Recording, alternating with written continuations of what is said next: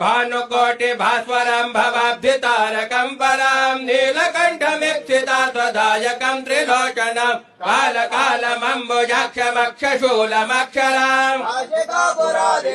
कालभैरवं भजे शूलटङ्कपाशदण्डपाणिमादिकारणं श्यामकायमादिदेवमक्षरं निरामयम् भीम विक्रमं प्रभं विचित्रताण्डवः प्रियाम् कालभैरवं भजे भानुकोटि भास्वरं भवाब्धितारकं परां नीलकण्ठमीप्सितार्थदायकं त्रिलोचनं कालकालमम्बुजाक्षमक्षशूलमक्षराम्